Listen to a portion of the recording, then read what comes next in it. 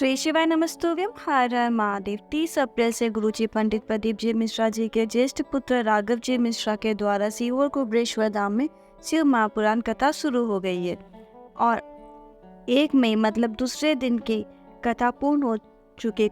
ये 5 दिवसीय शिव महापुराण कथा है जो 30 अप्रैल से लेकर 4 मई 2024 तक चलेगी। कथा में गुरुजी पंडित प्रदीप जी मिश्रा ने कुछ उपयोगी जानकारी दी है और साथ ही गुरुजी ने 2 विशेष नए उपाय की जानकारी दी है।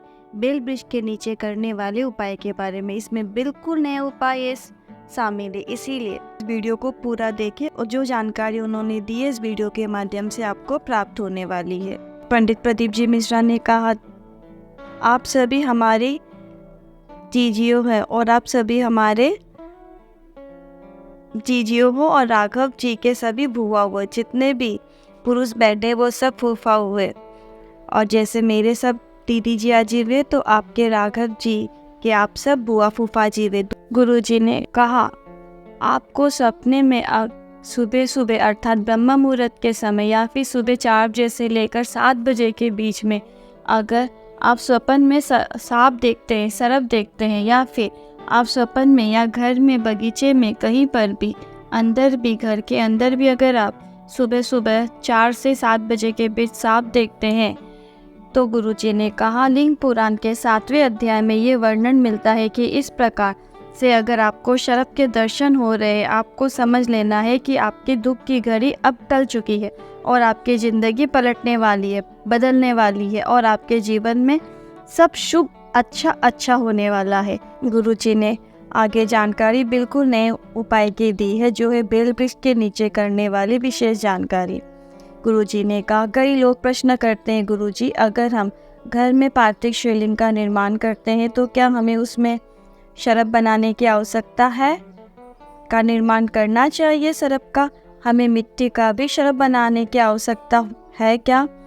गुरुजी ने कहा, आप घर पे पार्थिव शिवलिंग का निर्माण कर रहे हैं तो उसमें आपको मिट्टी का पार्थिव शिवलिंग में शरब बनाने की आवश्यकता नहीं है।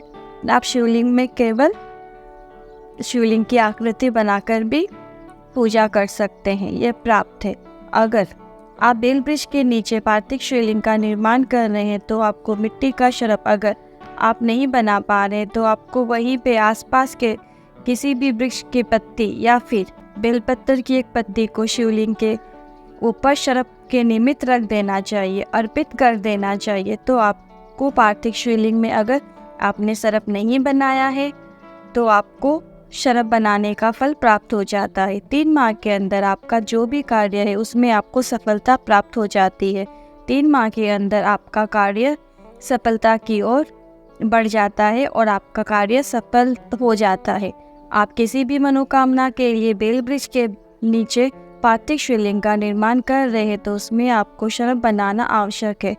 पर अगर आप शरब नहीं बना रहे हैं तो आपको एक पत्ती या बेलपत्र को भी उसके ऊपर अर्पित करते हुए अपनी कामना भोलेनाथ से कहेंगे तो वह निश्चित रूप से सुन लेगा। गुरुजी ने कहा, 3 माह के अंदर आपको अपने कार्य में सफलता प्राप्त होती ही है। बेल वृक्ष के नीचे पार्थिव शिवलिंग का निर्माण करते समय शरब का निर्माण करना बहुत जरूरी है, बहुत आवश्यक है, क्योंकि वह हमारी मनोकामना पूर्ति का भाव आ जाता है। तो अगर आप बेल वृक्ष के नीचे पार्थिव शिवलिंग का निर्माण कर रहे हैं तो शरब के निमित्त रखकर आप एक बेलपत्र भी रख सकते हैं। अगर आप शरब नहीं बनाना चाहते तो आप एक बेलपत्र या फिर कोई भी एक पत्ती रख सकते हैं। गुरुजी ने कहा, घर में शिवलिंग बनाए तो उसमें शरब बनाने की आवश्यकता नहीं होती।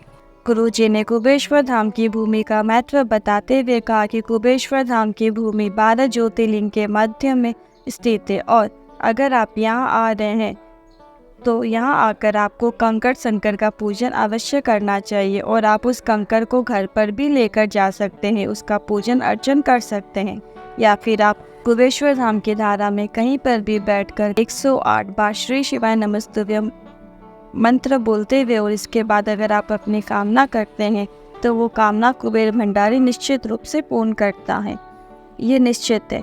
अब हम आपको बता दें कि गुरुजी पंडित प्रदीप जी मिश्रा के जो पुत्र है राघव जी मिश्रा, उनको कथा आपको प्रदीप जी मिश्रा कि जब कथा पूर्ण होने के बाद 15 मिनट के लिए कुबेश्वर धाम में आते हैं तो उसका प्रसारण गुरुजी पंडित प्रदीप जी मिश्रा के ऑफिशियल यूट्यूब चैनल पर दोपहर 2:30 बजे से 3 बजे तक देख सकते हैं। इस वीडियो में बताई गई जानकारी आपको जरा भी उपयोगी लगी है तो कमेंट में हर हर महादेव ज़रूर लिखें, और यदि आपके मन में कोई क्वेरी है, कोई क्वेश्चंस हैं तो कमेंट बॉक्स में लिखकर पूछ सकते हैं। आज की वीडियो में बस इतना ही, फिर मिलती हूँ नए वीडियो के साथ। तब तक के लिए श्री ईश्वराय नमस्तुभ्यम, हर हर महादेव।